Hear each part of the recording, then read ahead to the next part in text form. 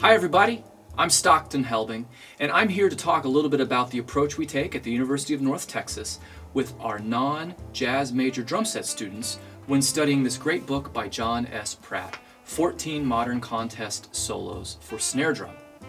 The drum set is a multi-surfaced instrument, and as the great Ed Soph used to say to us, if you do not have control over the single surface, you're only going to have problems when you move to multiple surfaces. So it is vital that we understand how to play the snare drum well, and that we have a very excellent rudimental background and vocabulary, so that when we play drum set, we're able to control all of the different surfaces. So it starts with the study of the single surface, which is why we start Level 1 non-jazz drum set students with this approach of the Pratt book. What we're going to be doing is playing some of these wonderful etudes while incorporating bass drum and hi-hat.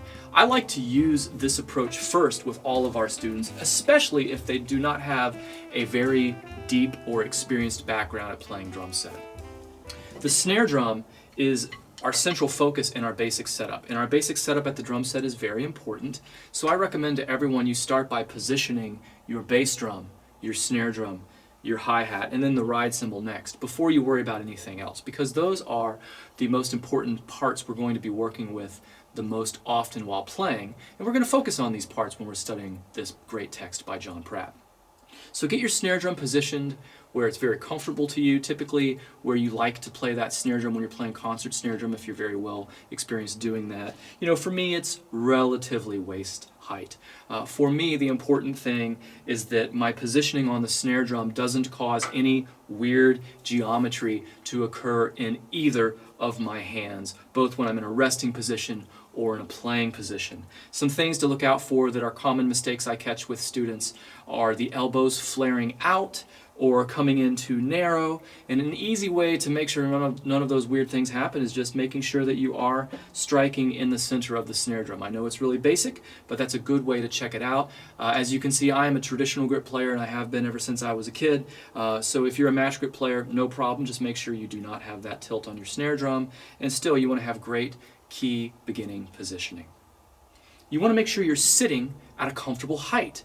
I like to have a gentle downslope of both of my legs so that when I am playing either of my pedals and lifting my foot, my thigh is never coming past parallel with the ground. As soon as my leg is elevated past that point of parallel, I feel a whole lot of different muscle groups engage, which means I'm working really hard, and I start really feeling strain in my hip flexors. So you want to be careful about that. You also don't want to sit too high, because then you're bearing too much weight on your feet. My other first great drum set teacher, Kirk Chapman, used to always say to me, you have to figure out where your butt goes, meaning your center of gravity is really on your gluteus maximus here. So you want to have a nice positioning of height at the drum set with your chest tall, spine is aligned, you're not condensing forward and obstructing airflow through your lungs. So everything in your body can work naturally and ergonomically as it is designed. It's very important to do this because it will drastically impact your technique on both the bass drum and hi-hat if you're not sitting at a proper height. I know that might seem a little boring to think about, but it's very crucial. As Michael Jordan always said, fundamentals, fundamentals, fundamentals. And our fundamental positioning at the drum set is vital to success. So when we're in a good playing position, I'm sitting at a good height, and also you'll notice that I do not have too wide of a stance in my feet. You can see that roughly my feet are slightly outside of shoulder width.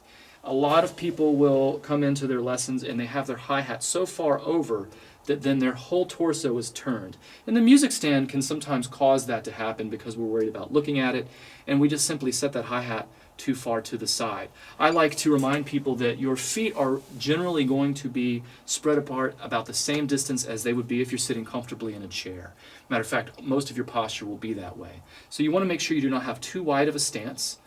just check that out. It might feel a little strange at first when you start tightening that stance, but you'll be glad you did it down the road. And you want to make sure that that helps present a square profile from your chest to the bass drum. You do not want to have any sort of weird angles occurring. And playing like this will cause a lot of issues down the road when you start doing work on the right hemisphere of your drum set for you right-handed players. When you're playing ride cymbal work, it'll cause very odd and potentially harmful technique to occur.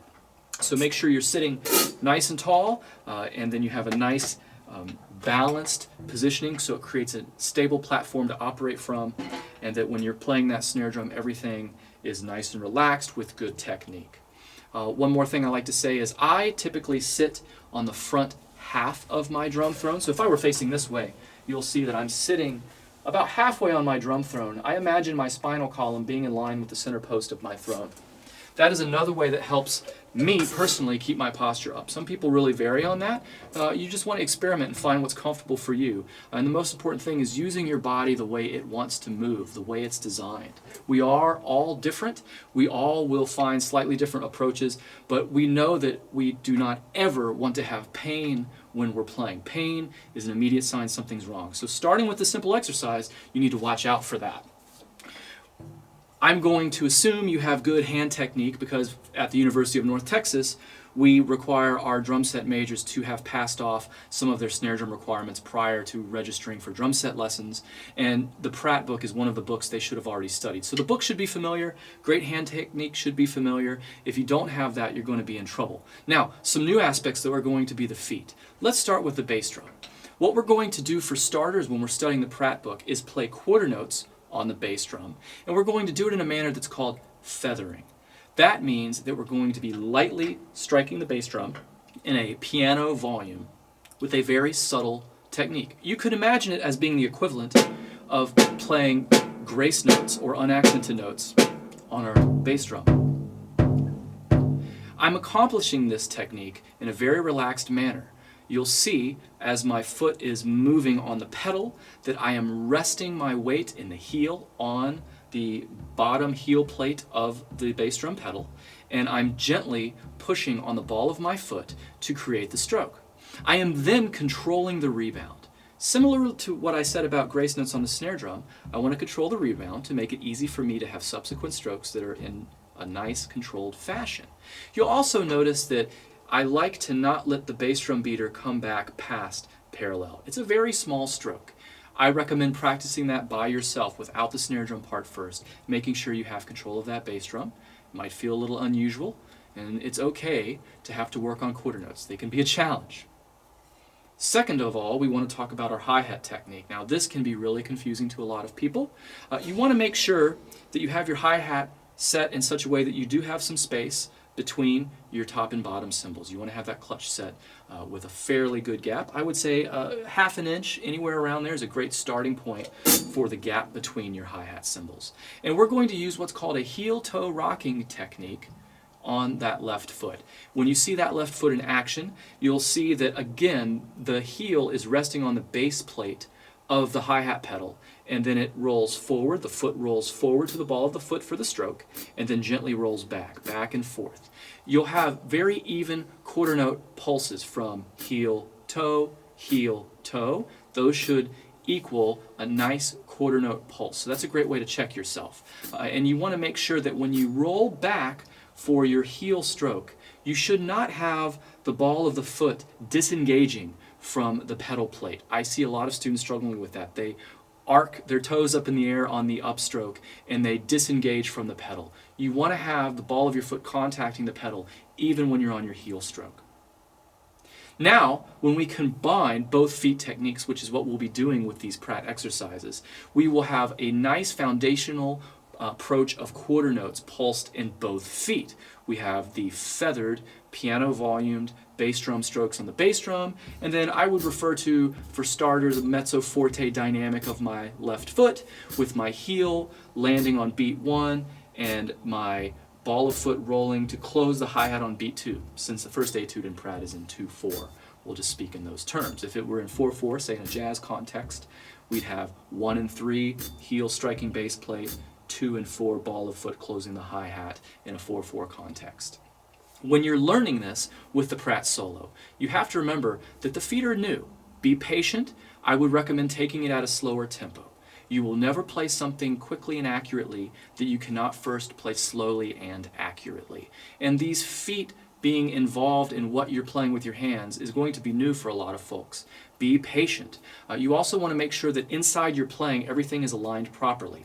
I speak often of vertical alignment. For instance, simply in the feet, on beat 2, we should have a constant vertical alignment. If we're thinking in musical terms, how it would be written, the stems connected, we would have the hi-hat and bass drum striking simultaneously on beat 2, every measure of this first etude. So take your time with that. And I also recommend when you're starting to practice it, whether you're practicing one foot by itself with the whole etude first or combining them, as is our end goal, that you start by getting your feet going first. Play several measures of your feet, make sure everything sounds good, make sure you're practicing with a metronome, keep it nice and steady, and then you can introduce the snare solo when you're comfortable. Give yourself a mental count off. I'll do it out loud right now. 1 and 2, ready and play.